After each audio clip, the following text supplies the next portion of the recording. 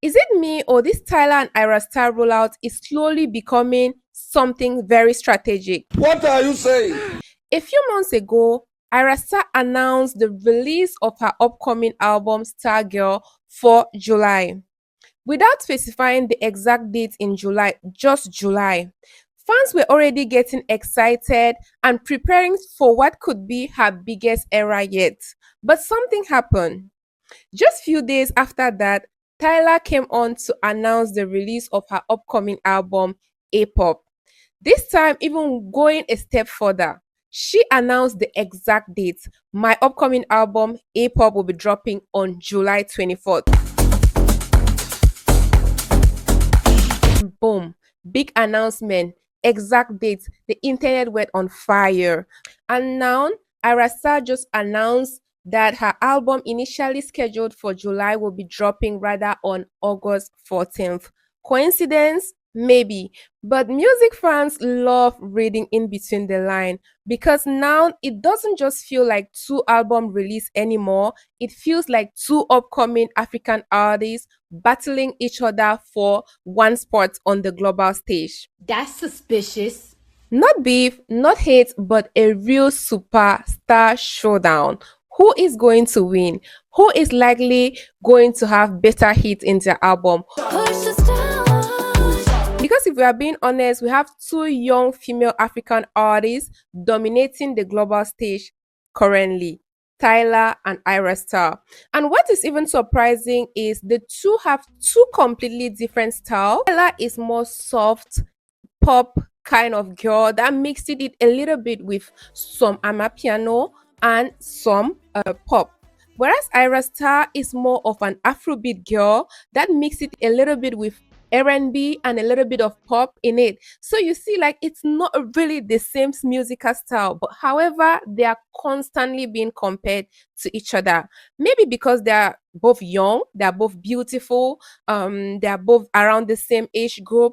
I don't know, but yeah, that's the reality today on the internet. It's either your team Tyler or your team Ayra Starr. You can't be in between. People like us that loves music and love both of them is being said like, no, you have to choose a side.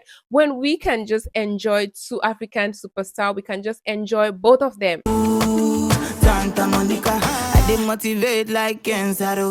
Tyler feels like a global pop domination.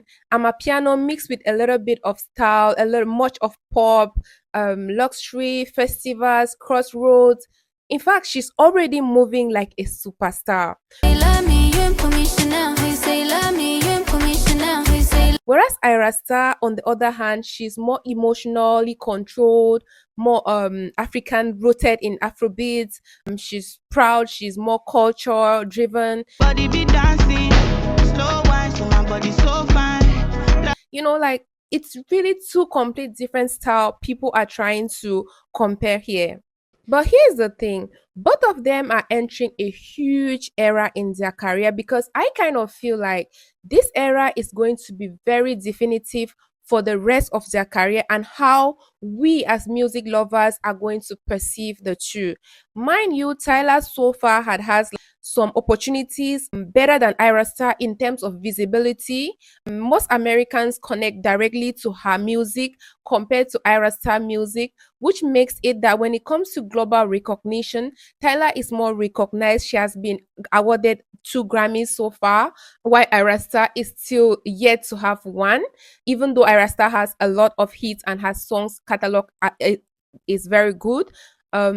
She's not being perceived the same on the international stage as Tyler. So the outcome of this album release is going to be very, very definitive for both Ayra Starr and Tyler. It can either propel Ayra Starr a step further. Mind you, recently Ayra Starr has been signed to Rock Nation, who is like Jay-Z's record label. So maybe what she's going to propose in this album is going to be completely different. It's going to be something that maybe the Americans can connect with it more.